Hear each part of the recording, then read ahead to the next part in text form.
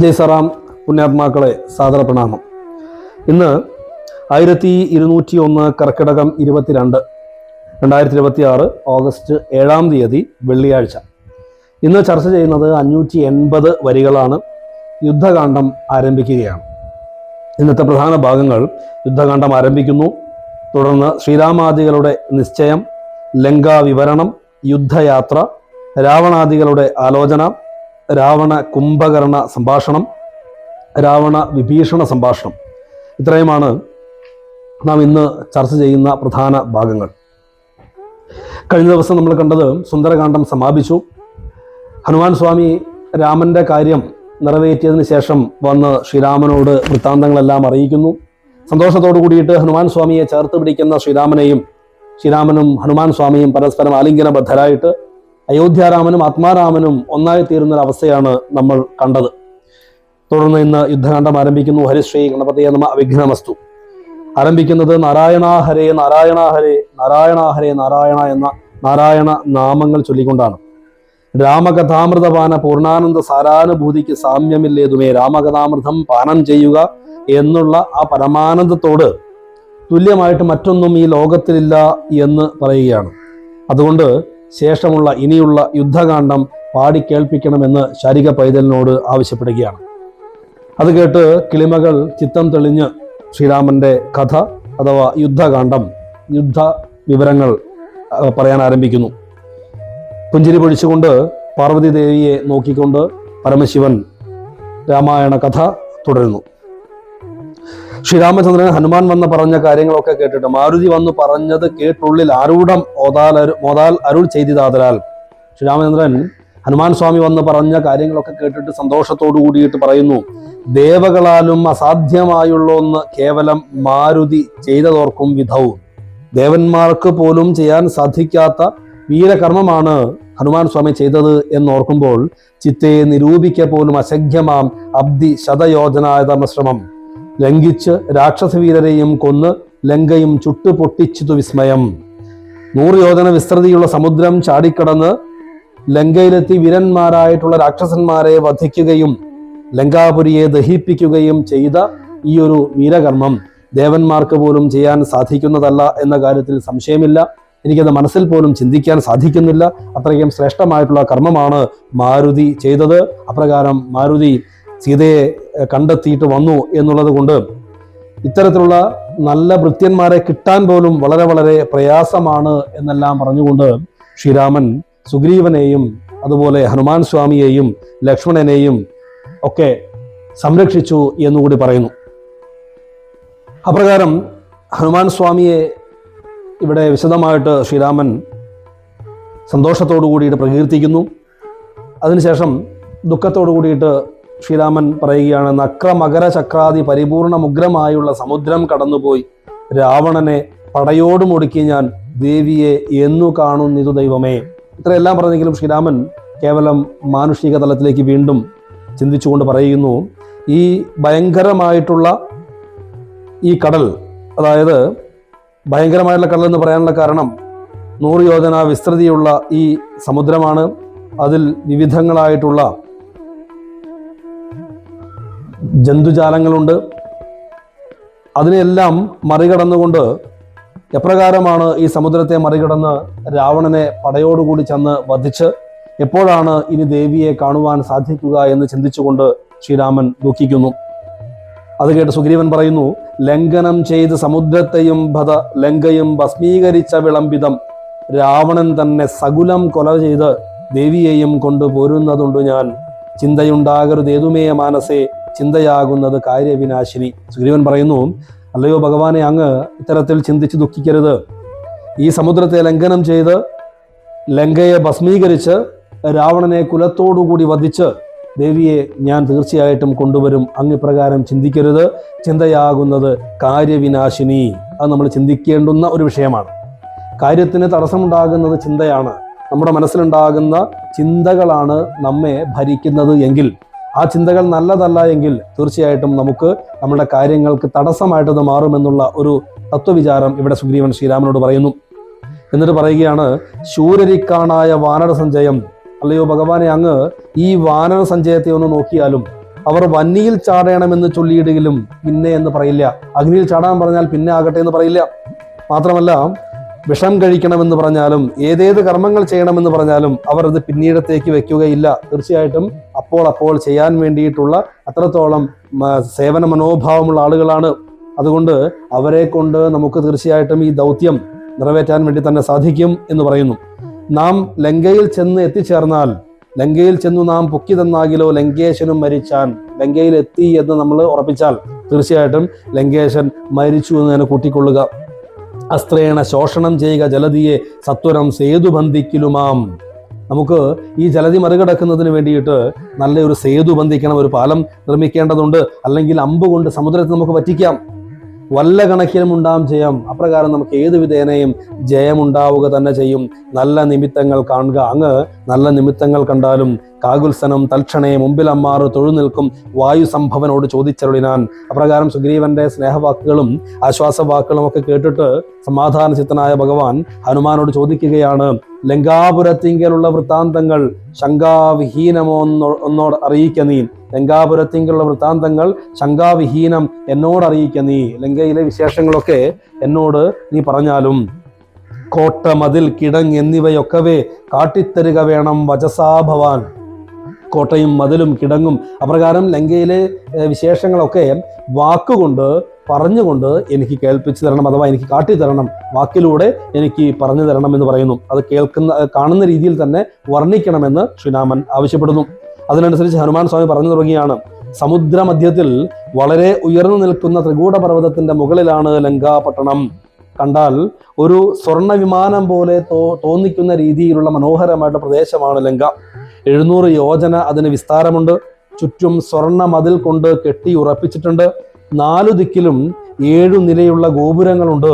അതേ പ്രകാരത്തിൽ 4 ഗോപുരങ്ങൾ മറ്റ് 6 മതിൽ കോട്ടകൾ അതിൻ്റെ ഉള്ളിലായിട്ടുണ്ട്. അങ്ങനെ 7 കോട്ടകളും 28 ഗോപുരങ്ങളും ലങ്കാ നഗരത്തിനുണ്ട്. ഓരോ കോട്ടയ്ക്കും വളരെ വളരെ ആഴമുള്ള കിടങ്ങുണ്ട്.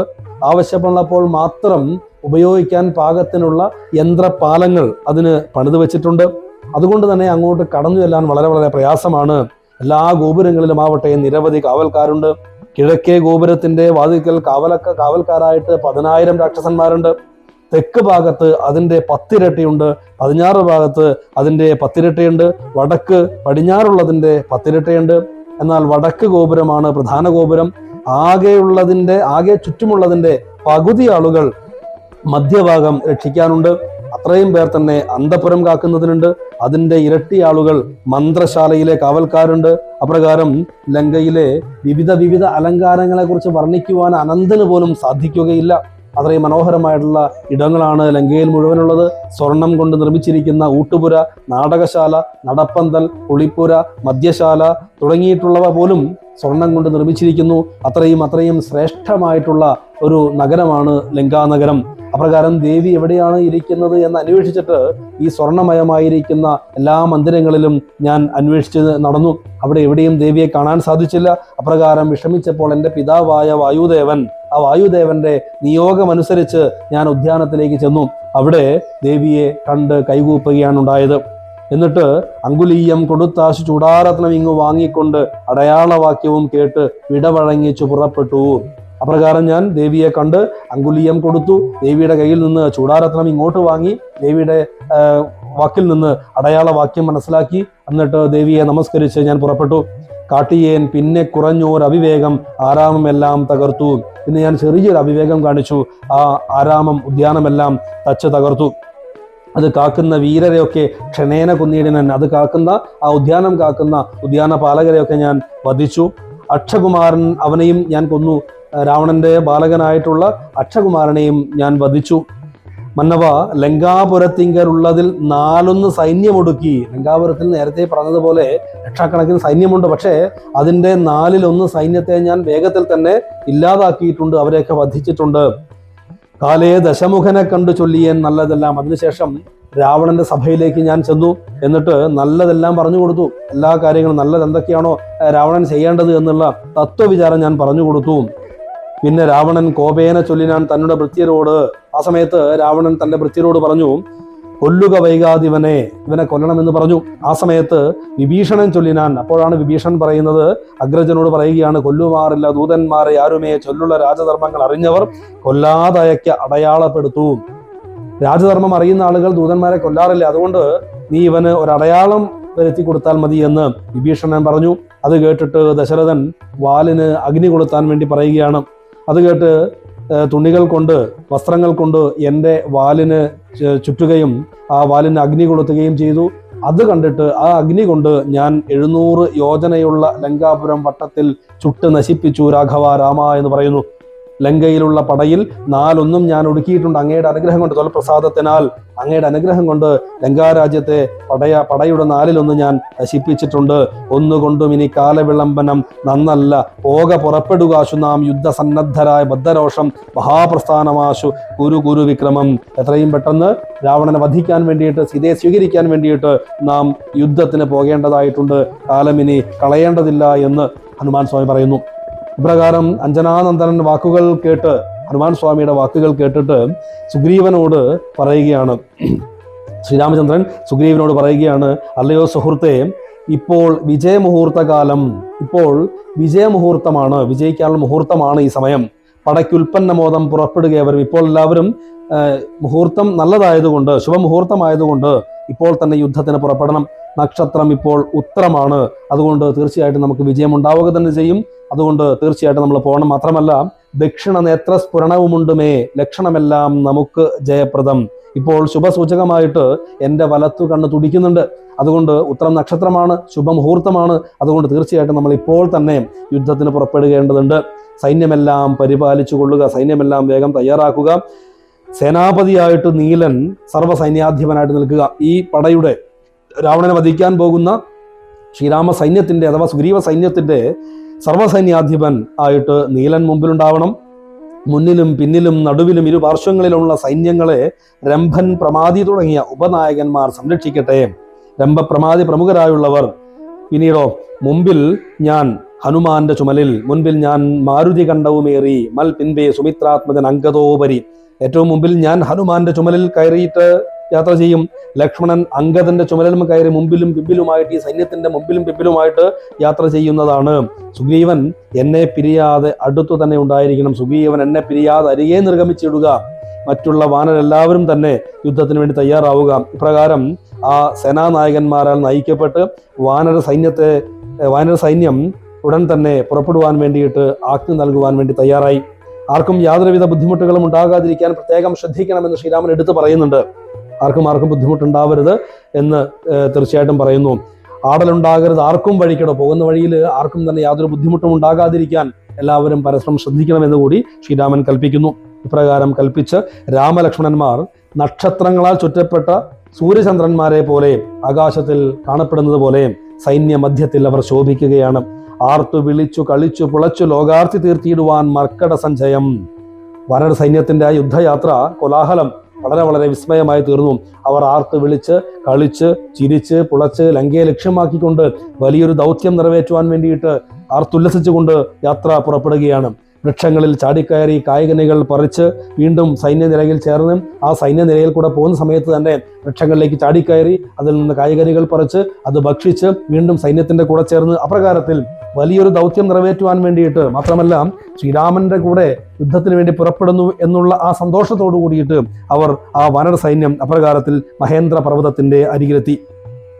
രാമലക്ഷ്മണന്മാർ ഹനുമാന്റെയും അങ്കദന്റെയും ചുമലിൽ നിന്ന് താഴത്തിറങ്ങി നിന്നു. ഒരു മഹാസമുദ്രം പോലെ ആ ശ്രീരാമന്റെ കൂടെയുള്ള വാനര സൈന്യം ഒരു മഹാസമുദ്രം പോലെ തോന്നുകയാണ്. അപ്പോഴേക്കും സൂര്യൻ അസ്തമിച്ചു. ഭഗവാൻ സുഗ്രീവനോട് പറഞ്ഞു, അല്ലയോ സഖേ, സന്ധ്യാവന്തനാദികളെല്ലാം കഴിച്ചതിന് ശേഷം ഈ സമുദ്രത്തെ ലംഘനം ചെയ്യുന്നതിനുള്ള മാർഗം എന്താണ് എന്ന് എല്ലാവരുമായിട്ട് നമുക്ക് ആലോചിക്കേണ്ടതായിട്ടുണ്ട്. രാത്രിയിൽ വാനര സൈന്യത്തെ എല്ലാവരും നല്ലതുപോലെ സൂക്ഷിച്ചു കൊള്ളുക. സേനാനായകന്മാരോട് പറയണം, ഈ കാട് അല്ലെങ്കിൽ ഈ സ്ഥലം മായാവികളായിട്ടുള്ള രാക്ഷസന്മാർ എപ്രകാരവും ഏതെങ്കിലും വിധത്തിലൊക്കെയും ഉപദ്രവിക്കാൻ ശ്രമിക്കുന്ന ഒരു സ്ഥലമാണ്. അതുകൊണ്ട് സേനാനായകന്മാരെല്ലാവരും ശ്രദ്ധിക്കുക, വാനര സൈന്യത്തെ നല്ലപോലെ സൂക്ഷിച്ചു കൊള്ളണം എന്ന് ശ്രീരാമൻ പറയുന്നു. അതിനുശേഷം സന്ധ്യാവന്തനാദികൾ ചെയ്യുന്നു. സന്ധ്യാവന്ദനാദികൾക്ക് ശേഷം ആ പർവ്വതത്തിന്റെ മുകളിലെ പരപ്പിൽ എല്ലാവരും വിശ്രമിക്കുന്നു. ശക്തമായ തിരമാലകൾ, ആ സായം സന്ധ്യയിൽ ശക്തമായ തിരമാലകൾ അടിക്കുന്ന സമുദ്രത്തെ നോക്കിക്കൊണ്ട് വാനന്മാരൊക്കെ പരിഭ്രമിച്ചു. എങ്ങനെയാണ് ഈ സമുദ്രം മറികടന്ന് രാവണനെ വധിക്കുവാൻ വേണ്ടിയിട്ട് അക്കരയ്ക്ക് എത്തുക എന്ന് എല്ലാവരുടെയും മനസ്സിൽ ഒരു ചിന്തയുണ്ട്.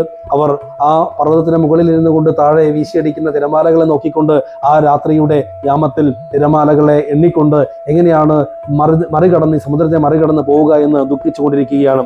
അപ്പോഴേക്കും ചന്ദ്രൻ ഉദിച്ചു. ചന്ദ്രനെ കണ്ടുകൊണ്ട് വിരഹികൾക്ക് ചന്ദ്രനെ കാണുമ്പോൾ ഒരു മനോവേദന ഉണ്ടാകും എന്നതുപോലെ ശ്രീരാമന് ചന്ദ്രനെ കണ്ടപ്പോൾ സീതാസ്മരണയുണ്ടായി.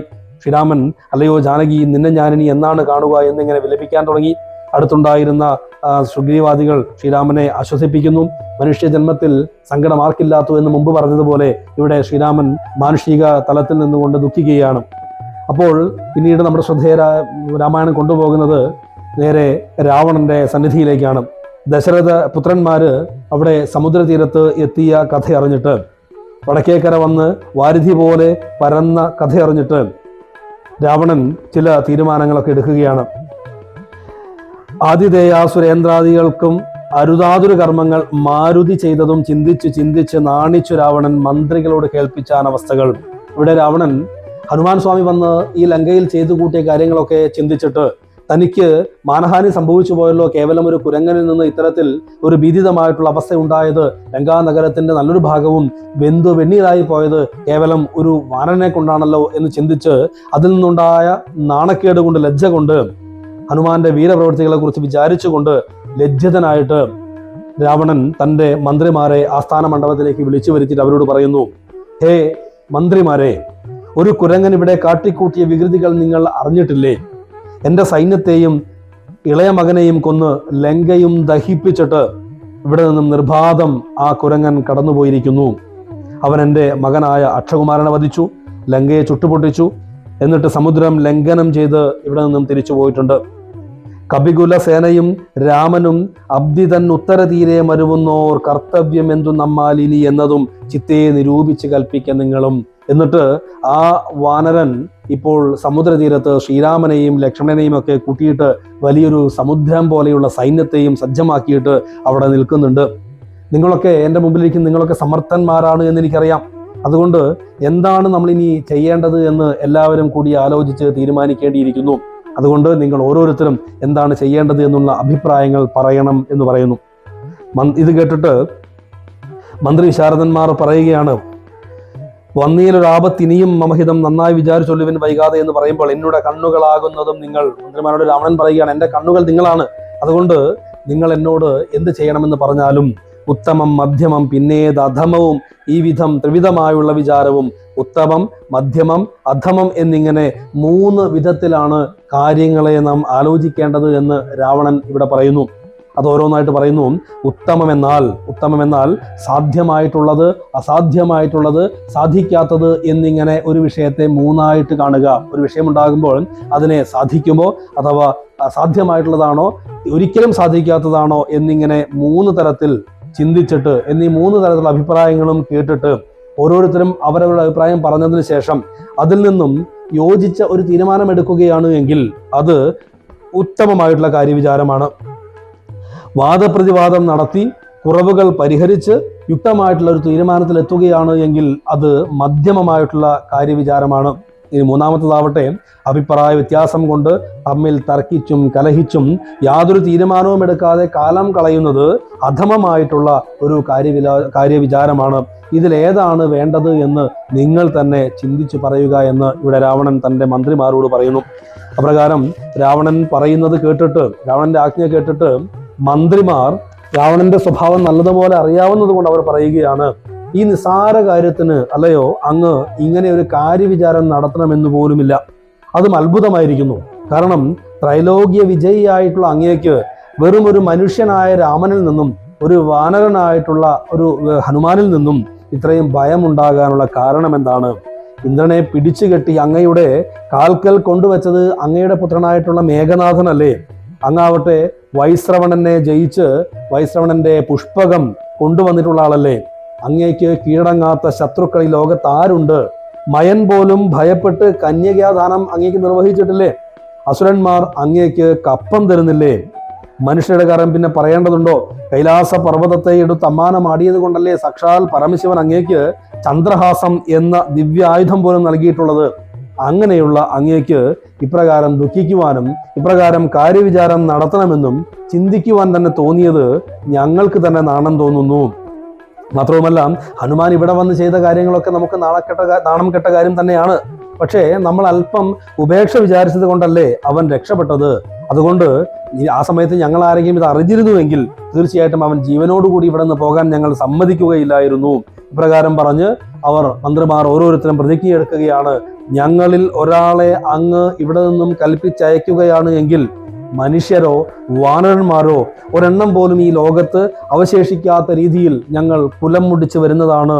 ഇക്കാര്യത്തിൽ നമ്മൾ ഒന്നിച്ചിരുന്ന് ഈ വിഷയത്തെക്കുറിച്ച് ആലോചിക്കാൻ ഇരുന്നത് പോലും അതൊരു കുറച്ചിലാണ്. ഇപ്രകാരമെല്ലാം മന്ത്രികൾ രാവണനോട് പറയുന്നത് കേട്ടിട്ട് രാവണന്റെ ദുഃഖം അല്പമൊന്ന് ശമിച്ചു. കാരണം ഇവരൊക്കെ തൻ്റെ ശ്രേഷ്ഠതയെക്കുറിച്ച് വീണ്ടും വീണ്ടും വർണ്ണിക്കുമ്പോൾ നഷ്ടപ്പെട്ടു പോയ ആത്മാഭിമാനം രാവണന് വീണ്ടും ഉണ്ടാവുകയാണ്. തനിക്ക് സാധിക്കുമെന്നുള്ള ചിന്ത ഇവരുടെ വാക്കുകളിൽ നിന്ന് രാവണന് കിട്ടുകയാണ്. അതിനുശേഷം അതിശക്തനായ കുംഭകർണൻ ആ സമയത്ത് ഉണർന്നു വന്ന് ജ്യേഷ്ഠനെ വണങ്ങി നിൽക്കുന്നു. സന്തോഷത്തോടുകൂടി രാവണൻ കുംഭകർണനെ ആശ്ലേഷിച്ചു. തൻ്റെ പീഠത്തിൽ തന്നെ കുംഭകർണനെ ഇരുത്തി. എന്നിട്ട് സകല വൃത്താന്തങ്ങളും കുംഭകർണനോട് പറഞ്ഞ് കേൾപ്പിക്കുകയാണ്. അപ്പോൾ കുംഭകർണൻ ഈ വൃത്താന്തമെല്ലാം കേട്ടതിന് ശേഷം ഭയത്തോടു കൂടിയിട്ട് പറയുകയാണ്, ഇങ്ങനെ ജീവിച്ചിരിക്കുന്നതിനേക്കാൾ മരിച്ച് ദേവത്വം കിട്ടുന്നതാണ് എനിക്ക് സന്തോഷം. എന്നാൽ താങ്കൾ ഇതുവരെ ചെയ്ത പ്രവൃത്തികളെല്ലാം അങ്ങയുടെ ജീവനാശത്തിനാണ് എന്ന് എനിക്ക് തോന്നുകയാണ്. രാമന്റെ കൺവെട്ടത്തെങ്ങാനും ചെന്നുപെട്ടാൽ നമ്മളെ കുലത്തോടുകൂടി മുടിക്കാൻ ശക്തിയുള്ള ആളാണ് രാമൻ. രാമനാവട്ടെ കേവലം മനുഷ്യനല്ല. രാമൻ മനുഷ്യരൂപമെടുത്തിരിക്കുന്ന മഹാവിഷ്ണുവാണ്. സീതാദേവിയാകട്ടെ മഹാലക്ഷ്മി ദേവിയാണ്. നിന്നെ നശിപ്പിക്കാനാണ് അവൻ ജന്മമെടുത്തിരിക്കുന്നത് പോലും. ശബ്ദത്തിൽ ഭ്രമിച്ചിട്ട് എപ്രകാരമാണോ മൃഗങ്ങൾക്ക് മരണം സംഭവിക്കുന്നത്, മോഹേന നാദഭേദം കേട്ട് ചെന്നുടൻ ദേഹനാശം മൃഗങ്ങൾക്ക് വരുന്നു. ശബ്ദം കേട്ടിട്ട് മൃഗങ്ങൾ ആ ശബ്ദം കേട്ട ഭാഗത്തേക്ക് പോകുന്ന സമയത്ത് അവർക്ക് ദേഹത്തിന് നാശം സംഭവിക്കുന്നു. അഥവാ കാട്ടാളന്മാര് അമ്പെയ്ത് വധിക്കുന്നു. മീനങ്ങളെല്ലാം രസത്തിങ്കൽ മോഹിച്ച് താനെ ബളിശം വിഴുങ്ങി മരിക്കുന്നു. ഈ മത്സ്യങ്ങളൊക്കെ എപ്രകാരമാണോ ഇരയെ മോഹിച്ച് ചൂണ്ടലിൽ കൊളുത്തിയിരിക്കുന്ന ഇരയെ മോഹിച്ചിട്ട് അതിനെ ഭക്ഷിക്കാൻ വേണ്ടി പോകുമ്പോൾ അവർക്ക് ജീവഹാനി സംഭവിക്കുന്നത്, അഗ്നിയെ കണ്ട് മോഹിച്ച് ശലഭങ്ങൾ എപ്രകാരമാണോ മൃത്യു ഭവിക്കുന്നത്, അഗ്നിയെ കണ്ടിട്ട് അതിനടുത്തേക്ക് പറന്നു പോകുന്ന ശലഭങ്ങൾക്ക് എപ്രകാരമാണോ ജീവഹാനി സംഭവിക്കുന്നത്, അതേപോലെ സീതയെ മോഹിച്ച് നീ നിന്റെ ജീവിതം ഇപ്പോൾ നശിപ്പിക്കുവാൻ വേണ്ടി പോവുകയാണ് രാവണ എന്ന് കുംഭകർണൻ രാവണനോട് ഉപദേശിക്കുകയാണ്. നല്ലതല്ലെന്ന് മനസ്സിലാക്കിയാലും, നീ ചെയ്യുന്ന കാര്യങ്ങൾ നല്ലതല്ല എന്ന് മനസ്സിലാക്കിയാലും, അതുപോലെ സീതയെ കണ്ട് മറ്റ് ജന്തുക്കളൊക്കെ ചെയ്യുന്നത് പോലെ സീതയെ കണ്ട് മോഹിച്ച് താങ്കൾ മരിക്കാൻ പോകുന്ന ഈ ഒരു പ്രവൃത്തി നീ നിർബന്ധമായിട്ടും ഒഴിവാക്കേണ്ടതുണ്ട്. പൂർവ്വജന്മവാസന കൊണ്ട് എത്രയെത്ര അറിവുള്ളവർക്കാണെങ്കിലും ചിലപ്പോൾ ചില കാര്യങ്ങളിൽ മോഹമുണ്ടാകും. ആ മോഹമുണ്ടാകും താങ്കൾ ചെയ്തതൊക്കെ അനീതിയാണെന്ന് മനസ്സിലാക്കൂ. അത് നാട്ടിലുള്ള എല്ലാവർക്കും ഇപ്പോൾ ആപത്ത് വരുത്തി വച്ചിരിക്കുകയാണ്. എന്തായാലും അങ്ങയുടെ നിർദ്ദേശമുള്ളത് കൊണ്ട് ഞാൻ ഉടനെ പോയിട്ട് രാമനെയും വാനരന്മാരെയും ഒക്കെ വധിക്കാൻ വേണ്ടിയിട്ട് പോകാം. ദേഹനാശം വരുത്തുന്നതിന് മുമ്പേ, നിനക്ക് ദേഹനാശം വരുന്നതിന് മുമ്പേ നീ നിന്റെ ആഗ്രഹങ്ങളൊക്കെ സാധിച്ചു കൊള്ളൂ. അല്ലയോ പ്രഭോ, ഇന്ദ്രിയങ്ങൾക്ക് വശനായിട്ടുള്ള പുരുഷൻ ആപത്തില്ലാതെ ഒരിക്കലും മരണപ്പെടുകയില്ല. ആപത്തല്ലാതെ അവനൊരിക്കലും സുഖം സംഭവിക്കുകയില്ല. ഇന്ദ്രിയങ്ങളെ ജയിച്ചവനാകട്ടെ എല്ലാവിധ സുഖങ്ങളും വന്നു ചേരുകയും ചെയ്യുമെന്ന് കുംഭകർണൻ രാവണനോട് നീതിവാക്യമായിട്ട് പറയുകയാണ്. കുംഭകർണന്റെ ഉപദേശങ്ങൾ കേട്ടുകൊണ്ടാണ് അടുത്തു നിന്നിരുന്ന ഇന്ദ്രജിത്ത് അച്ഛനെ വണങ്ങിക്കൊണ്ട് പറയുന്നു, അല്ലയോ പിതാവേ, ഞാൻ ആ മനുഷ്യനായ രാമനെയും വാനര സൈന്യത്തെയും ഇപ്പോൾ തന്നെ വധിച്ച് സംഹരിച്ച് ഞാൻ തിരിച്ചു വന്നേക്കാം എന്ന് ഇവിടെ ഇന്ദ്രജിത്ത് അച്ഛനെ വണങ്ങിക്കൊണ്ട് പറയുകയാണ്. ആ സമയത്ത് വിഭീഷണൻ അങ്ങോട്ട് എത്തിച്ചേരുകയാണ്. വിഭീഷണൻ രാവണനോട് പറയുന്നു, രാക്ഷസാധീശ്വര വീരാദശാനന, കേൾക്കണം എന്നുടെ വാക്കുകൾ. അല്ലയോ ദശാനന, വീരനായിരിക്കുന്ന രാക്ഷസ രാജാവേ, അങ്ങ് എൻ്റെ വാക്കുകൾ കേട്ടാലും നല്ലത് ചൊല്ലേണം എല്ലാവരും, തനിക്കുള്ളവരോട് ചൊല്ലുള്ള പൊതുജനം. നമ്മോട് അറിവുള്ള ജനങ്ങൾ നല്ലത് പറഞ്ഞു തരണം നമുക്ക് വേണ്ടപ്പെട്ടവരോട് എന്നാണ് ശാസ്ത്രം പറയുന്നത്.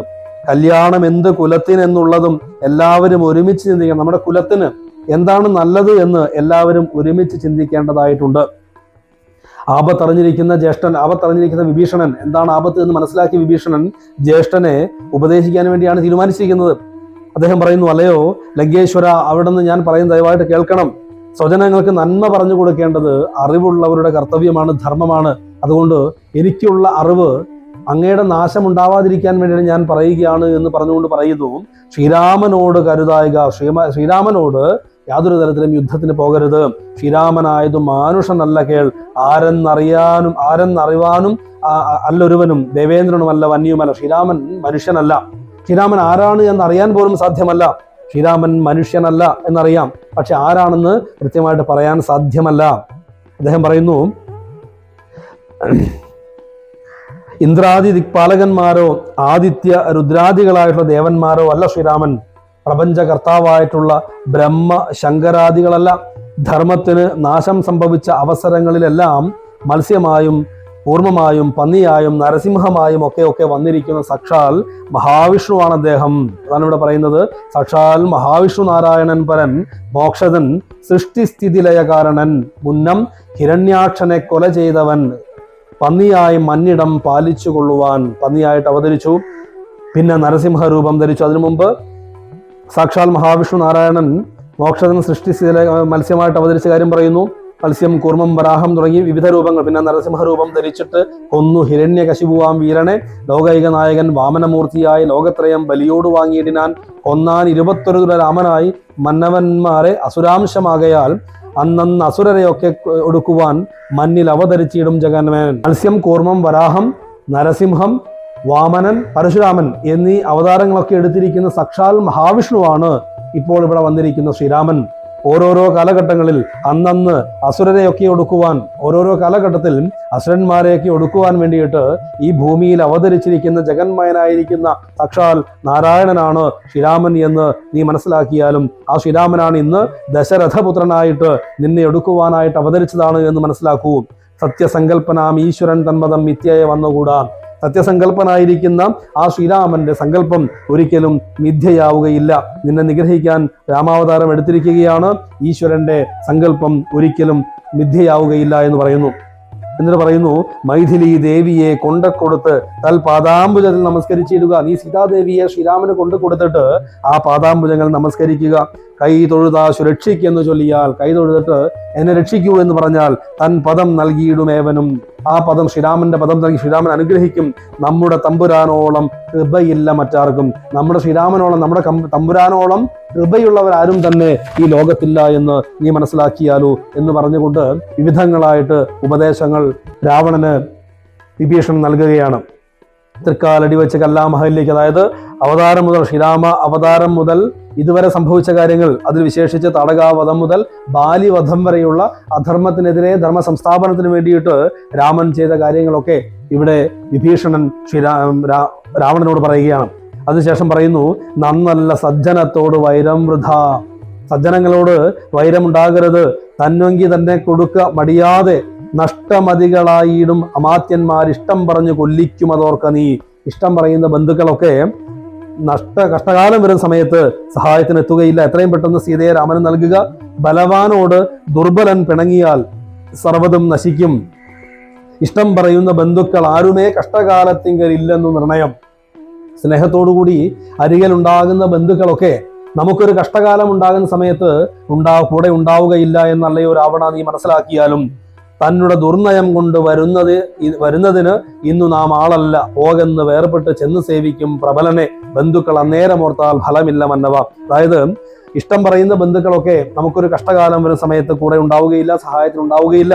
അല്ലയോ ജ്യേഷ്ഠ, താങ്കൾ രാമബാണമേറ്റു മരിക്കുന്നത് കാണാനുള്ള സങ്കടം, അത് കണ്ടിരിക്കാനുള്ള ഒരു മാനസികാവസ്ഥ എനിക്കില്ലാത്തത് കൊണ്ട്, ആ സങ്കടം കൊണ്ടാണ് ഞാൻ പറയുന്നത്. യുദ്ധം തുടങ്ങിയിട്ട് സൈന്യവും സർവവും ധനവും സമ്പത്തും ഒക്കെ നശിച്ചതിന് ശേഷം സീതയെ കൊണ്ട് കൊടുക്കാം എന്ന് വിചാരിച്ചാൽ അതിന് യാതൊരു സ്ഥാനവുമില്ലാതെ വരും. അതുകൊണ്ട് ഇപ്പോൾ തന്നെ ശ്രീരാമനോട് കലഹം തുടങ്ങിയാൽ ആരും ശരണമില്ല. ശ്രീരാമനോട് കലഹം തുടങ്ങിയാൽ ആർക്കും തന്നെ രക്ഷിക്കാൻ സാധിക്കുകയില്ല. സാക്ഷാൽ മഹേശ്വരനോട് പിണങ്ങുല. സാക്ഷാൽ മഹേശ്വരനാണ് ശ്രീരാമൻ. അതുകൊണ്ട് ശ്രീരാമനോട് പിണങ്ങാൻ പാടില്ല. ജാനകി ദേവിയെ കൊണ്ടക്കൊടുത്ത് ശ്രീരാമന് നീ ജാനകി ദേവിയെ കൊണ്ടു കൊടുക്കുക എന്നീ ഈ വിധത്തിലെല്ലാം തന്നെ രാവണനെ വിഭീഷണൻ ഉപദേശിക്കുകയാണ്. ഇതെല്ലാം കേട്ടിട്ട് രാവണന് ക്രോധം വർദ്ധിച്ചു. ക്രുദ്ധനായി സോദരനോട് ചൊല്ലിയിടിനാൻ, ശത്രുക്കളല്ല, ശത്രുക്കളാകുന്നത് മിത്രഭാവത്തോടെ അരികെ മരുവിന ശത്രുക്കളാകുന്നത് ഏവനും. യഥാർത്ഥ ശത്രുക്കളല്ല ഒരു വ്യക്തിക്ക് ശത്രുക്കളാകുന്നത്, മിത്രഭാവത്തോടുകൂടി അരികെ ഇരിക്കുന്ന ശത്രുക്കളാണ് യഥാർത്ഥ ശത്രുക്കൾ എന്നെനിക്ക് മനസ്സിലായി എന്ന് പറഞ്ഞുകൊണ്ട് വിഭീഷണനോട് പറയുകയാണ്, വധ്യനാം, എന്നാൽ അതിനില്ല സംശയം, ഞാൻ നിന്നെ വധിക്കും എന്ന് പറയുന്നു. വിഭീഷണൻ, ഭാഗവതോത്തമനായ വിഭീഷണൻ പറയുന്നു, മൃത്യുവശഗതനായ പുരുഷന് സിദ്ധൌഷധങ്ങൾ ഏൽക്കയുമില്ലല്ലോ. അതായത് മരണത്തോട് അടുത്ത് പ്രവേശിച്ച് നിൽക്കുന്ന ഒരു വ്യക്തിക്ക് ഏത് സിദ്ധൌഷധമാണെങ്കിലും അത് അവന് ഫലത്തിൽ വരികയില്ല എന്ന് പറയുന്നു. കാരണം മൃത്യുവശഗതനായി നിൽക്കുകയാണ് രാവണൻ. രാമന്റെ സഹായകമേറ്റ് മരിക്കാൻ തയ്യാറായി നിൽക്കുന്നു. അവനോട് എന്തുപദേശിച്ചിട്ടും കാര്യമില്ല എന്ന് പറയുന്നു. എന്നിട്ട് വിഭീഷൺ പറയുന്നു, ശ്രീരാമദേവ പാദാംബോജം എന്നീ മറ്റാരും ശരണം എനിക്കില്ല കേവലം. എനിക്ക് ശ്രീരാമന്റെ പാദങ്ങളല്ലാതെ മറ്റൊന്നും തന്നെ ആശ്രയമില്ല. ചെന്നു തൃക്കാൽക്കൽ വീണ് അന്തികയെ സന്തതം നിന്നു സേവിച്ചു കൊള്ളുവൻ ജന്മമുള്ള നാൾ. ഇനിയുള്ള ജന്മം ശ്രീരാമന്റെ പാദം സേവിച്ചുകൊണ്ട് ജീവിക്കാൻ ഞാൻ തീരുമാനിച്ചിരിക്കുന്നു. സത്വരം 4 അമാത്യന്മാരുമായി അവൻ യുദ്ധം നിരൂപിച്ചുറച്ചു പുറപ്പെട്ടു. അപ്രകാരം ചിന്തിച്ചിട്ട് 4 മന്ത്രിമാരോട് കൂടിയിട്ട് ശ്രീരാമന്റെ സന്നിധിയിലേക്ക് പ്രവേശിക്കുകയാണ്. അപ്രകാരം ശ്രീരാമന്റെ സന്നിധിയിലേക്ക് പ്രവേശിക്കാൻ വേണ്ടി തയ്യാറായ വിഭീഷണനെ കണ്ടിട്ട് രാവണൻ പറയുന്നു, രാമനെ ചെന്ന് സേവിച്ചു കൊണ്ടാലും ഒരാമയമിങ്ങതിനില്ലെന്നു നിർണയം. നീ ഒരു കാര്യം ചെയ്യൂ, നീ രാമനെ ചെന്ന് സേവിക്കൂ. നിന്നെ ഗുണദോഷിച്ചിട്ട് യാതൊരു കാര്യവുമില്ല, നിന്നോട് പറഞ്ഞിട്ട് യാതൊരു കാര്യവുമില്ല. നീ രാവണനെ നോക്കാൻ വേണ്ടി പോയിക്കൊള്ളൂ, സേവിക്കാൻ വേണ്ടി പോയിക്കൊള്ളൂ. അതുകൊണ്ട് ഇവിടെ യാതൊന്നും സംഭവിക്കാനില്ല. നീ പോയിട്ടില്ല എങ്കിൽ എൻ്റെ ചന്ദ്രഹാസത്തിന്റെ ഇരയായിട്ട് നീ മാറും എന്ന് മനസ്സിലാക്കിക്കൊള്ളൂ എന്ന് പറയുന്നു. അത് കേട്ട് രാവണന്റെ വാക്കുകൾ കേട്ട് വിഭീഷണൻ വീണ്ടും വണങ്ങിയിട്ട് പറയുന്നു, ജ്യേഷ്ഠ, അങ്ങ് എൻ്റെ അച്ഛന് തുല്യമാണ്, എന്നുടെ താതന് തുല്യനല്ലോ ഭവാൻ. താവകമായ നിയോഗം അനുഷ്ഠിപ്പൻ ആവതെല്ലാം അത് സൗഖ്യമല്ലോ. മമ സങ്കടം ഞാൻ മൂലമുണ്ടാകരുത് ഏതുമെങ്കിലോ ഞാനിതാ വേഗേന പോകുന്നു. ഞാൻ എൻ്റെ അച്ഛന് തുല്യമായിട്ടാണ് ജ്യേഷ്ഠ ഞാൻ അങ്ങയെ കാണുന്നത്. അങ്ങയുടെ നിയോഗത്തെ ഞാൻ അനുസരിച്ചു കൊള്ളാം. ഞാൻ ഇപ്പോൾ തന്നെ ഇവിടെ നിന്നും പുറപ്പെടുന്നു. ഞാൻ നിമിത്തം ജ്യേഷ്ഠന് ഒരു ദുഃഖവും ഉണ്ടാകാൻ പാടില്ല. രാജഭോഗങ്ങളോട് കൂടിയിട്ട് അല്ലയോ ജ്യേഷ്ഠ, അങ്ങ് ഇവിടെ സുഖമായി വസിച്ചാലുമെന്ന് ഞാൻ പ്രാർത്ഥിക്കുന്നു. നിന്റെ നാശകർത്താക്കളാണ് സീതാരാമന്മാർ. നിനക്ക് നാശമുണ്ടാകാൻ വേണ്ടി ജനിച്ചവരാണ് സീതാരാമന്മാർ. കാലൻ ദശരഥ മന്ദിരെ രാമനായി ജാതനായാൻ ജനകാലയെ കാലിയും. കാലകാലികളാണ്. കാലൻ രാമനാണ്, നിന്റെ കാലിയാണ് സീതാദേവി. ഭൂമി ഭാരം തീർക്കാൻ വേണ്ടി ബ്രഹ്മാവിന്റെ പ്രാർത്ഥന അനുസരിച്ച് ആ ദേവതകൾ ജനിച്ചിരിക്കുമ്പോൾ അത് മറ്റൊരു വിധത്തിലേക്ക് മാറ്റുവാൻ ആർക്കും സാധ്യമല്ലല്ലോ. എങ്ങനെ പിന്നെ ഞാൻ ചൊന്ന ഹിതോക്തികൾ അങ്ങ് ഭവാൻ ഉള്ളിലേൽക്കുന്നത്? പിന്നെ എങ്ങനെയാണ് അങ്ങേക്ക് ഞാൻ പറയുന്ന ഈ നീതിവാക്യമൊക്കെ ഉള്ളിലേക്ക് ഏൽക്കുക? കാരണം രാമനും സീതയും അവതരിച്ചിരിക്കുന്ന നിന്നെ വധിക്കാനാണെങ്കിൽ അത് മാറ്റുവാൻ ആർക്കും സാധ്യമല്ലല്ലോ. രാക്ഷസ വംശത്തിന്റെ നാശം സംഭവിക്കുന്നതിന് മുന്നേ ഞാൻ ദാശരഥിയെ ചരണം പ്രാപിക്കട്ടെ. രാവണൻ തന്നെ വധിപ്പാൻ അവനിയിൽ ദേവൻ വിധാതാവ് അപേക്ഷിച്ച കാരണം വന്നു പിറന്നിതു രാമനായ നിർണയം. പിന്നെ അതിന് അന്യതാത്വം ഭവിക്കുമോ? അത് അങ്ങനെ അല്ലാതെ വരുമോ? ആശരവംശ വിനാശം വരും മുമ്പേ ദാശരഥിയെ ശരണം ഗതോസ്മി. ഞാൻ എൻ്റെ ഈ രാക്ഷസ കുലം മുടിയുന്നതിന് മുമ്പ് തന്നെ ഞാൻ രാമനെ ആശ്രയിക്കാൻ വേണ്ടി തയ്യാറാവുന്നു എന്ന് പറഞ്ഞുകൊണ്ട് വിഭീഷണൻ രാമന്റെ സന്നിധിയിലേക്ക് യാത്ര ആരംഭിക്കുന്നിടത്താണ് ഇന്നത്തെ പാഠ്യഭാഗം സമർപ്പിക്കപ്പെടുന്നത്. ഇന്ന് യുദ്ധകാണ്ഡത്തിൽ നാം പ്രധാനമായിട്ട് ചർച്ച ചെയ്തത് ശ്രീരാമാദികളുടെ നിശ്ചയമാണ് ആദ്യം പറഞ്ഞത്. അതിൽ ശ്രീരാമൻ സീതാദേവിയെ ആലോചിച്ചുകൊണ്ട് ദുഃഖിച്ചുകൊണ്ടിരിക്കുമ്പോൾ, അതായത് സമുദ്രത്തെ മറികടക്കാൻ വേണ്ടി തീരുമാനിച്ച് എല്ലാവരും സന്തോഷത്തോടു കൂടി നിൽക്കുന്ന ആ സമയത്തും കേവലം മനുഷ്യനെ പോലെ എല്ലാം ശുഭമായിട്ട് കൽപ്പിച്ച് എല്ലാവരോടും സൈന്യസമേതമായിട്ട് നിൽക്കാനും എല്ലാ കാര്യങ്ങളും തീരുമാനിച്ചതിന് ശേഷവും ആ സന്തോഷമായിരിക്കുന്ന അവസ്ഥയിൽ പോലും അല്പസമയത്തേക്ക് ശ്രീരാമൻ ദുഃഖിതനാവുകയാണ്. എന്നാണ് ഞാൻ എൻ്റെ സീതയെ കാണുക എന്ന് ചിന്തിക്കുന്നു. ഇവിടെയാണ് വലിയൊരു സന്ദേശം, വലിയൊരു ഉപദേശം സുഗ്രീവൻ നൽകുന്നത്. ചിന്തയാകുന്നത് കാര്യവിനാശിനി. നമ്മുടെ ജീവിതത്തിലും അത്തരത്തിൽ പല ഘടകങ്ങളും ഉണ്ടാവാൻ സാധ്യതയുണ്ട്. അതായത് നമുക്കറിയാം, വലിയ നല്ല നല്ല കാര്യങ്ങൾ ചെയ്യാൻ വേണ്ടിയിട്ട് വളരെ വളരെ പോസിറ്റീവായിട്ട് നമ്മൾ ചില കാര്യങ്ങളൊക്കെ തീരുമാനിച്ച് ചെയ്യാൻ വേണ്ടി തയ്യാറായി നിൽക്കുന്ന സമയത്ത് പോലും അറിയാതെ നമ്മുടെ ഉള്ളിൽ നിന്ന് അതിന് ഒരു നെഗറ്റീവ് തോട്ട്സ് നമ്മുടെ മനസ്സിലേക്ക് വരാൻ സാധ്യതയുണ്ട്. അയ്യോ, അതിന് സാധിക്കുമോ, അതിന് ചെയ്യാൻ പറ്റുമോ എന്നൊരു ചിന്ത നമ്മുടെ മനസ്സിലുണ്ടാകും. ആ ചിന്ത നമ്മളെ ഭരിക്കുകയാണെങ്കിൽ, അഥവാ അപ്രകാരം ചിന്തിച്ച് മുന്നോട്ട് പോവുകയാണ് എങ്കിൽ തീർച്ചയായിട്ടും ചെയ്യാൻ ഉദ്ദേശിച്ച ആ നല്ല കാര്യം പോലും നമുക്ക് ചെയ്യാൻ സാധിക്കാതെ വരും. അതുകൊണ്ടാണ് ഇവിടെ സുഗ്രീവൻ ഓർമ്മപ്പെടുത്തുന്നത് ചിന്തയാകുന്നത് കാര്യവിനാശിനി. അതുകൊണ്ട് നെഗറ്റീവായിട്ട് ചിന്തിക്കാതെ പോസിറ്റീവായിട്ട് ചിന്തിക്കാൻ, നല്ലത് ചിന്തിക്കാൻ, നന്മയെ ചിന്തിക്കാൻ, ശുഭകാര്യത്തെക്കുറിച്ച് ചിന്തിക്കാൻ വേണ്ടിയിട്ടുള്ള ഒരു ഓർമ്മപ്പെടുത്തലാണ് ഇവിടെ സുഗ്രീവൻ ശ്രീരാമനിലൂടെ നമുക്ക് നൽകുന്ന ഉപദേശം. നമ്മുടെ ജീവിതത്തിലും ഏതെങ്കിലും കാര്യം ചെയ്യുന്ന സമയത്ത് അത് സാധിക്കുമോ എന്നുള്ള ഒരു അശുഭകരമായിട്ടുള്ള ചിന്ത നമ്മുടെ മനസ്സിൽ വരാതെ ആ അശുഭചിന്തയെ ശുഭചിന്തയാക്കി മാറ്റിയിട്ട് ചിന്തയാകുന്നത് കാര്യവിനാശിനിയാണ് എന്നുള്ള ബോധം മനസ്സിലുറപ്പിച്ചിട്ട് ചിന്തിച്ച് കൂട്ടിയിട്ട് ആ കാര്യങ്ങൾക്ക് തടസ്സം വരുത്താതെ മുന്നോട്ട് പോകണം എന്നുള്ള ഒരു ഉപദേശമാണ് എന്ന് മനസ്സിലാക്കിയിട്ട് അത് സ്വീകരിക്കാൻ നമ്മൾ തയ്യാറാവണം. അത്തരത്തിൽ നമ്മുടെ ചിന്താഗതിയെ മാറ്റുവാൻ നമ്മൾ തയ്യാറാവണം എന്ന് ഈ പാഠഭാഗം നമുക്ക് വിവരണം നൽകുകയാണ്. പിന്നീട് ലങ്കാ വിവരണ സമയത്ത് ലങ്കയിലുള്ള കാര്യങ്ങളൊക്കെ വളരെ വളരെ വിസ്തരിച്ച് ഹനുമാൻ സ്വാമി പറയുന്നു. അതാണ് ഞാൻ നേരത്തെ കഴിഞ്ഞ ദിവസം നമ്മൾ ചർച്ച ചെയ്തപ്പോൾ പറഞ്ഞു, കനിവിനോട് കണ്ടേൻ എന്നുള്ള കാര്യമാണ് ഹനുമാൻ സ്വാമി ആദ്യം പറഞ്ഞത്. അതിനുശേഷം അവിടുത്തെ വർണ്ണനകൾ, അവിടുത്തെ വിശേഷങ്ങളും എല്ലാം ഈ സമയത്ത് ശ്രീരാമൻ ചോദിക്കുമ്പോഴാണ്, എന്താണ് ലങ്കാവൃത്താന്തം എന്ന് ചോദിക്കുമ്പോഴാണ് ഹനുമാൻ സ്വാമി സവിസ്തരം ഇവിടെ വർണ്ണിക്കുന്നത്. അവിടുത്തെ ഭൂമിശാസ്ത്രം ഏത് രീതിയിലാണ്, അവിടെ എത്ര രാക്ഷസന്മാർ കാവലിനുണ്ട്, ഏതെല്ലാം മാർഗങ്ങളിലൂടെ പോയി കഴിഞ്ഞാൽ നമുക്ക് ലക്ഷ്യത്തിലേക്ക് എത്താൻ പറ്റും തുടങ്ങിയിട്ടുള്ള ഒരു വിസ്തരിച്ചുള്ള ഒരു ചിത്രം ആ സൈന്യത്തിന് ഇവിടെ ഹനുമാൻ സ്വാമി പകർന്നു കൊടുക്കുകയാണ്. പിന്നീട് നമ്മൾ കണ്ടത് യുദ്ധയാത്രയാണ്.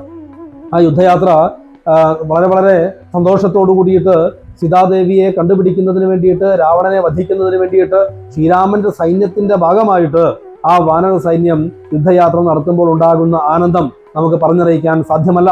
അത്രയും മനോഹരമായിട്ടുള്ള ഒരു അവസ്ഥയാണ് ആ യുദ്ധയാത്രയായിട്ട് നമുക്കിവിടെ കാണിച്ചു തരുന്നത്. അവർ പോകുന്ന രീതികളാവട്ടെ, അവിടെ ആ സമുദ്രത്തിന്റെ തീരത്ത് ആ പർവ്വതത്തിന്റെ മുകളിൽ ഇരുന്നു കൊണ്ട് എപ്രകാരമാണ് ഈ സമുദ്രത്തെ ലംഘനം ചെയ്യാൻ വേണ്ടിയിട്ട് സാധിക്കുക എന്നുള്ള ആലോചനയിലാവട്ടെ, അങ്ങനെ എല്ലാം ഓരോരോ ഭാഗങ്ങളിലും അവിടെ കൃത്യമായിട്ട് നമുക്ക് ഒരു വർണ്ണന ഇവിടെ രാമായണത്തിലൂടെ നമുക്ക് ലഭിക്കുന്നുണ്ട്.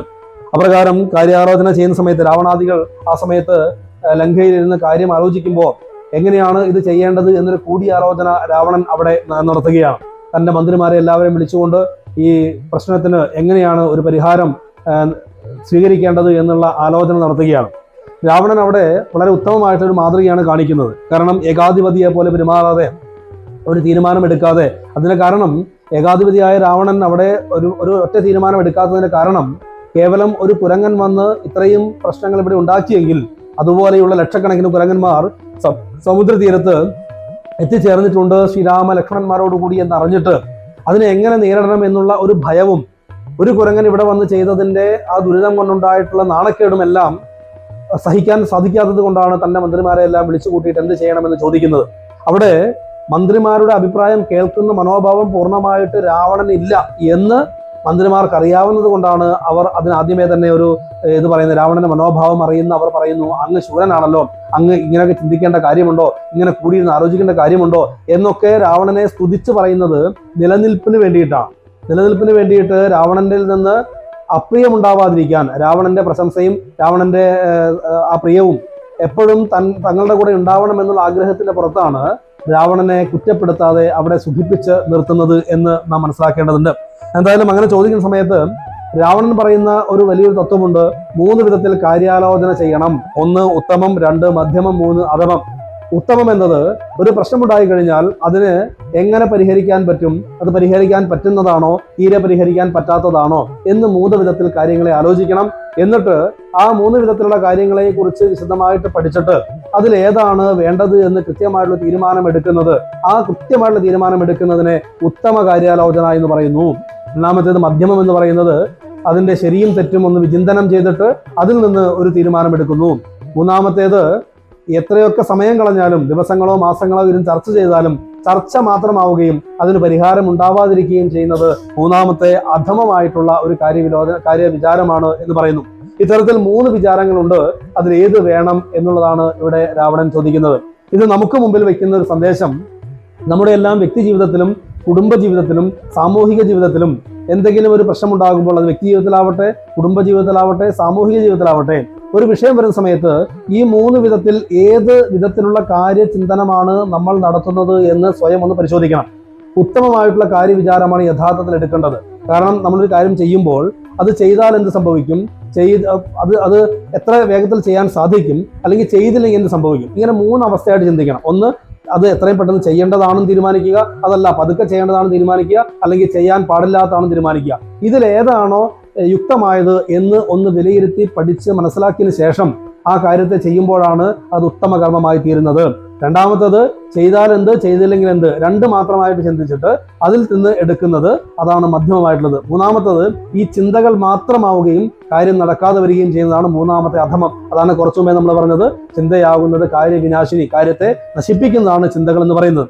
അത്തരത്തിലുള്ള ആ 3 ചിന്തകളിൽ നമ്മുടെ ജീവിതത്തിൽ നേരത്തെ സൂചിപ്പിച്ചതുപോലെ വ്യക്തി ജീവിതത്തിലും സാമൂഹിക ജീവിതത്തിലും കുടുംബ ജീവിതത്തിലും ഉണ്ടാകുന്ന പ്രശ്നങ്ങളെ ഇത്തരത്തിൽ ഉത്തമമായിട്ട് തന്നെ ചിന്തിച്ചിട്ട് അല്പസമയം അതിനു വേണ്ടിയിട്ട് സമയം മെനക്കെട്ടാലും വേണ്ടില്ല, ചിന്തിച്ച് കൃത്യമായിട്ടുള്ള ഒരു തീരുമാനത്തിലേക്ക് എത്തുന്ന രീതിയിൽ ജീവിതത്തെ ചിട്ടപ്പെടുത്തിയെടുക്കണം എന്നുള്ള ഒരു സന്ദേശം ഇവിടെ നമുക്ക് ഈ രാവണന്റെ സങ്കല്പത്തിലൂടെ നമുക്ക് ലഭിക്കുന്നുണ്ട്.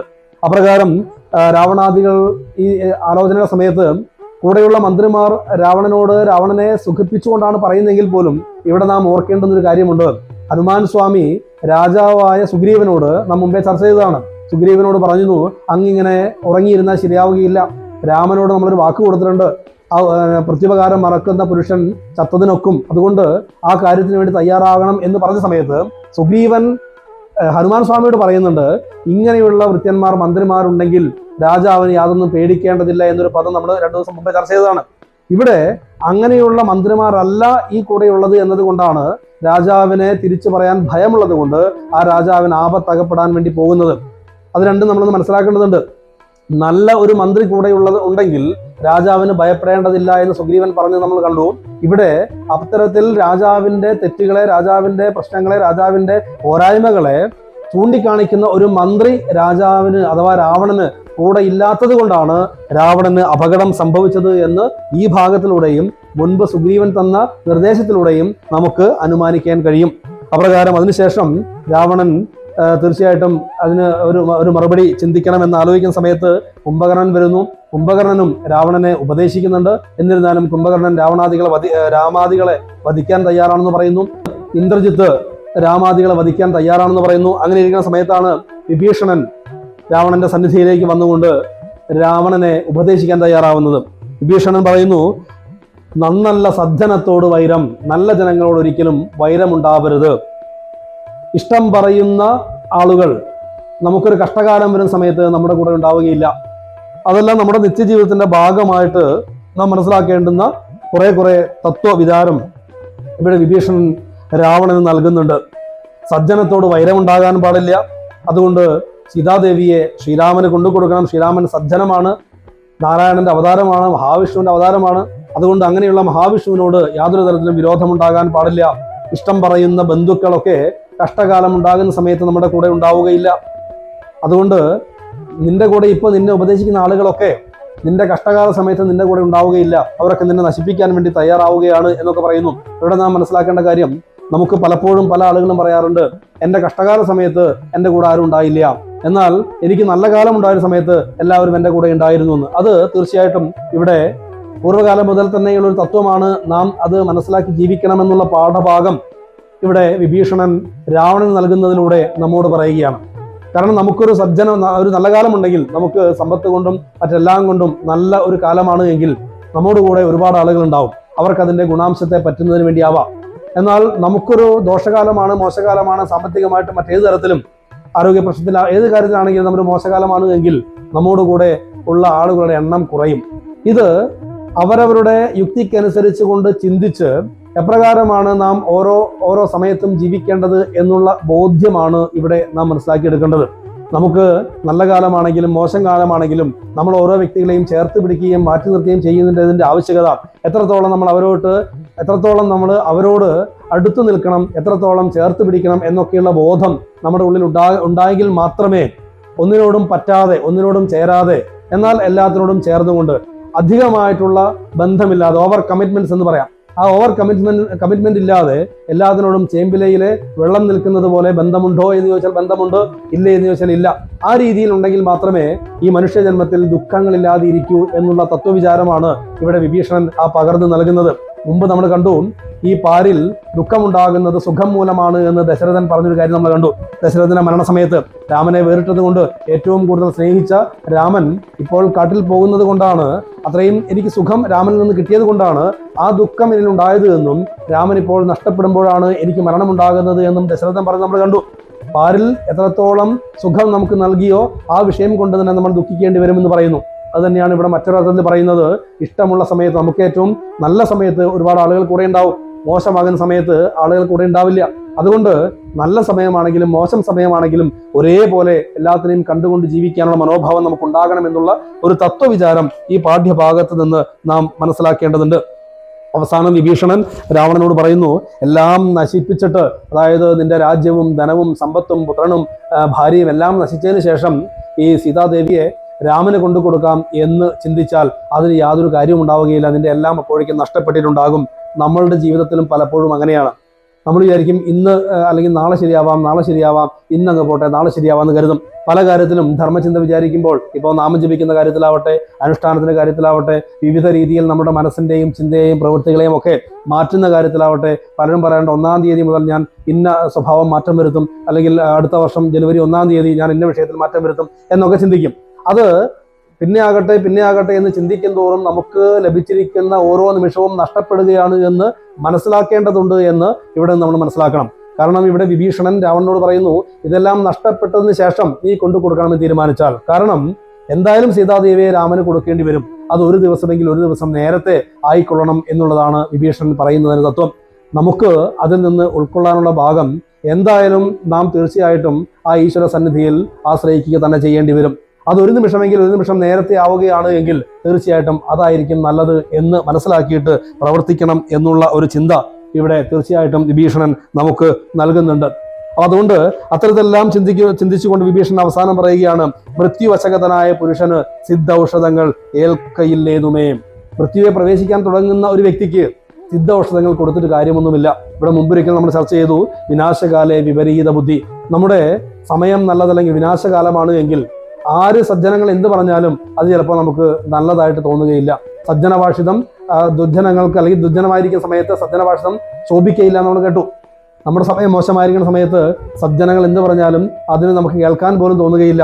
എന്നാലോ ദുർജനങ്ങൾ പറയുന്നതൊക്കെ നമ്മൾ കേട്ട് അനുസരിച്ച് നമ്മൾ തന്നെ നാശത്തിലേക്ക് എത്തുകയും ചെയ്യും. അതാണ് ഇവിടെ വിഭീഷണൻ സൂചിപ്പിക്കുന്നത്. അപ്രകാരത്തിൽ ഇപ്പോൾ നമ്മൾ കണ്ടിടത്തോളം എല്ലാവരും രാവണനെ ഉപദേശിച്ചിട്ടുണ്ട്. രാമനെ ചെന്ന് സേവിച്ചു കൊണ്ടാലും എന്ന് പറഞ്ഞിട്ടുണ്ട്, സീതാദേവിയെ തിരികെ കൊണ്ട് കൊടുത്താലും എന്ന് പറഞ്ഞിട്ടുണ്ട്. ഇതൊക്കെ കേൾക്കാതെ, ഈ പറയുന്ന ഉപദേശങ്ങളൊന്നും തന്നെ സ്വീകരിക്കാതെയാണ് രാവണൻ മുന്നോട്ട് പോകുന്നത്. അപ്രകാരത്തിൽ രാവണനിൽ നിന്ന് യാതൊരു തരത്തിലും മാറ്റമുണ്ടാവുകയില്ല എന്ന് മനസ്സിലാക്കിയ വിഭീഷണൻ ശ്രീരാമനെ അഭയം പ്രാപിക്കാൻ വേണ്ടി തീരുമാനിക്കുകയും 4 മന്ത്രിമാരോട് ചേർന്ന് ശ്രീരാമന്റെ സന്നിധിയിലേക്ക് പോകാൻ തയ്യാറാവുകയും ചെയ്യുന്നതോടുകൂടിയിട്ടാണ് ഈ പാഠഭാഗം നമ്മൾ സമർപ്പിക്കുന്നത്. അത്തരത്തിൽ ഈ നൽകിയിരിക്കുന്ന ഉപദേശങ്ങളൊക്കെ നമ്മുടെ ജീവിതത്തിന്റെ ഭാഗമാകട്ടെ. നമ്മുടെ നിത്യജീവിതത്തിൽ ഇതെല്ലാം പ്രാവർത്തികമാക്കുവാൻ നമുക്ക് സാധിക്കട്ടെ. നേരത്തെ സൂചിപ്പിച്ചതുപോലെ വ്യക്തി ജീവിതത്തിലും കുടുംബജീവിതത്തിലും സാമൂഹിക ജീവിതത്തിലും ഈ തത്വവിചാരങ്ങളൊക്കെ ഉൾക്കൊള്ളിച്ചുകൊണ്ട് മുന്നോട്ട് പോകാൻ നമുക്ക് സാധിക്കട്ടെ. അതിന് ഗുരുപരമ്പര നമ്മെ അനുഗ്രഹിക്കട്ടെ എന്ന് മാത്രം പ്രാർത്ഥിച്ചുകൊണ്ട് ഇന്നത്തെ പാഠഭാഗം ഗുരുവിന്റെ പാതാരബിന്ദങ്ങളിൽ സമർപ്പിക്കട്ടെ. ജയ് സീതാറാം. മംഗളം കൗസലേന്ദ്രായ മഹനീയ ഗുണാത്മനേ ചക്രവർത്തി തനൂജായ സാർവഭൗമായ മംഗളം. ഓം ശ്രീ ഹനുമത്സേവിത സീതാരാമചന്ദ്ര ഭഗവാൻ കീ ജയ.